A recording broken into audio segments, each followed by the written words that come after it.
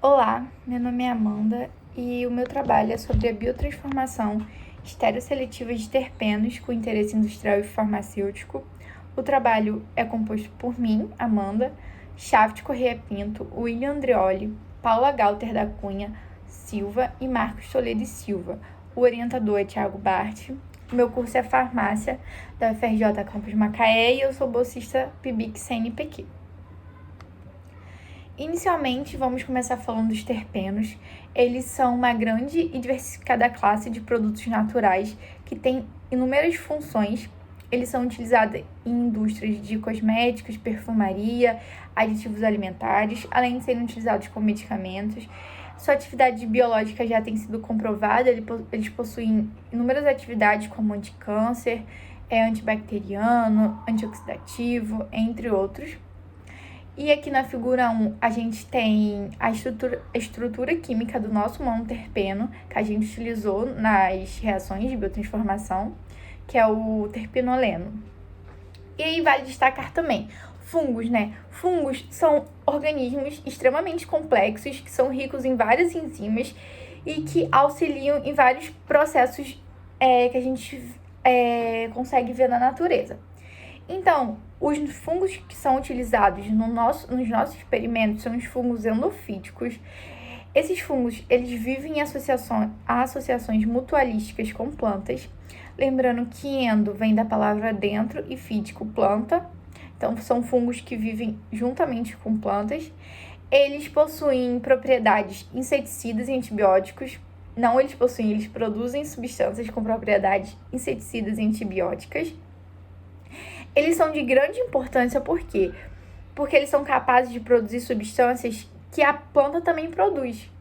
E eles também têm enorme importância na agricultura, porque eles aumentam a tolerância desses vegetais a secas, porque eles vivem em associações mutualísticas, onde ambos são beneficiados, e o vegetal fica mais resistente à seca, auxilia na fixação de nitrogênio, que é um elemento muito importante para o crescimento do vegetal e suas reações bioquímicas e auxiliam na produção agrícola sustentável.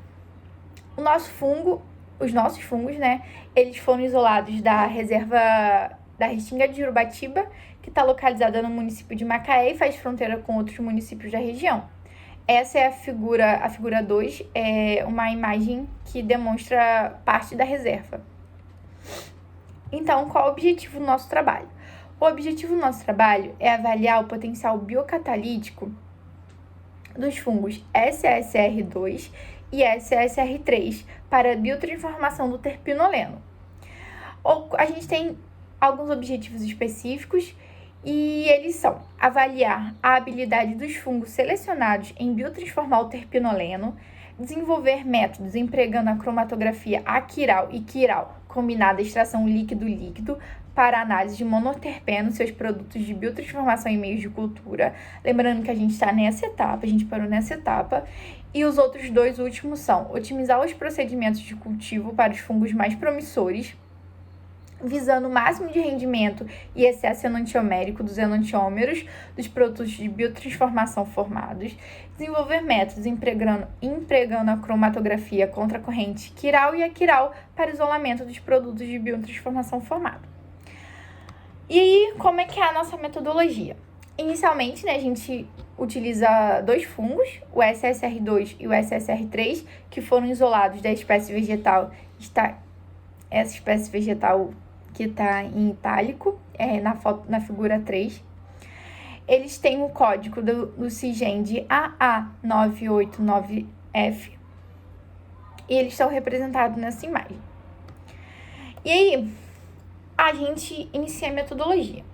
O primeiro passo é fazer os fungos crescerem. Então, a gente utiliza o meio BDA para ativar os fungos e formar e fazer com que eles cresçam.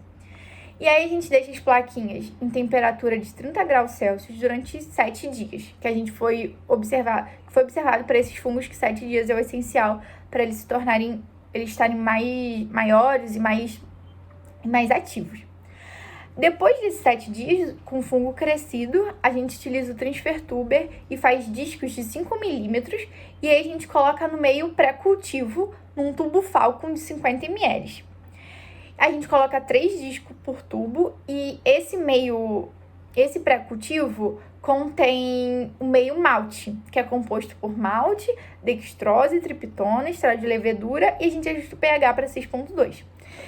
A gente deixa esses tubos no shaker a 120 RPM a 30 graus Celsius por 5 dias, até formar uma massa micelial suficiente para conseguir realizar as reações de biotransformação. A gente não tem um tamanho padronizado, mas você consegue ver, né, o tamanho certinho do fungo para ele conseguir ser mais ativo no meio. Aí a gente segue para o processo de biotransformação propriamente dita, onde essa massa micelial resultante desse crescimento é colocada num Erlen, e a gente adiciona 100 ml de meio Cisapec modificado. E essa massa micelial, junto com o meio, a gente deixa no shaker por 3 dias, a 120 RPM e 30 graus Celsius. E juntamente com nesse recipiente, a gente coloca a amostra para reação, o nosso substrato, que é o terpinoleno. E aí fazemos as coletas no D1, D0, D1 e D2. E depois a gente segue as próximas etapas. As próximas etapas são o isolamento e a caracterização desses produtos de biotransformação formados. Inicialmente, se realiza o procedimento de extração, né, para conseguir retirar essas moléculas formadas. Então, utilizamos 500 microlitros de meio de cultura, com 1.000 microlitros de acetato de etila, dentro de um tubo. E a gente agita por 30 graus por 30 segundos no vórtex e depois por 5 minutos a 2.000 RPM na centrífuga. E aí a gente coleta o sobrenadante, acondiciona em vaios para serem analisados por GC-MS. Nessa análise do GC, a gente utiliza para o cromatógrafo a coluna capilar DB5M de 30 metros por 0,25 milímetros e 0,25 micrômetros, e o gás de arraste é o hélio, numa vazão de 9 milímetros por minuto. Já para energia de ionização, a gente utiliza 70 eletronvolts. E aí, a gente obtém um cromatograma e vamos analisar os produtos formados. Então, aqui, vamos para os resultados de discussão. Aqui a gente tem na figura 7 e na figura 8 os cromatogramas de controles. A figura 7 é o cromatograma do controle só formado pelo Cisapec mais o nosso substrato. E a figura 8 é o controle formado pelo Cisapec mais o SSR2, que é o nosso fungo, mais o etanol, que é o nosso controle negativo. E aí a gente pode ver pelos cromatogramas que nenhuma substância foi formada. E a gente segue para o primeiro metabólito identificado. No tempo de retenção de 7,87 segundos, a gente conseguiu identificar o limoneno.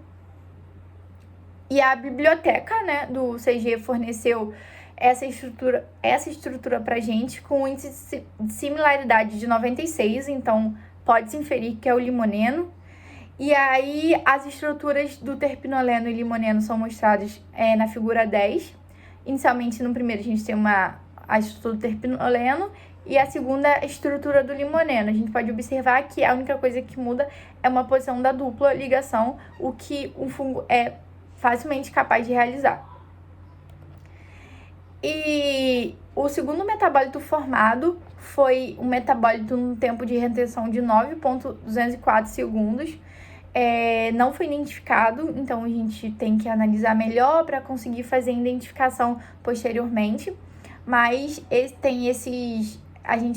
o cromatograma, né, deu as massas, os fragmentos de massa, então basta os próximos passos para a identificação. E aí, a conclusão. A gente pode concluir, né, de acordo com os resultados, pode-se concluir que o fungo SSR2 foi capaz de biotransformar o terpinoleno em limoneno em outro metabólito não identificado com tempo de retenção igual a 9,2 segundos e com razão massa-carga 270. As nossas perspectivas é realizar novos experimentos para confirmar realmente a presença do limoneno, otimizar as condições de biotransformação a fim de segurar o maior rendimento das reações e utilizar outros fungos, como o Aspergillus sclerotium, também isolado da restinga de Jurubatiba, a fim de observar outros possíveis metabólitos que serão formados. Essa aqui são as referências e obrigada!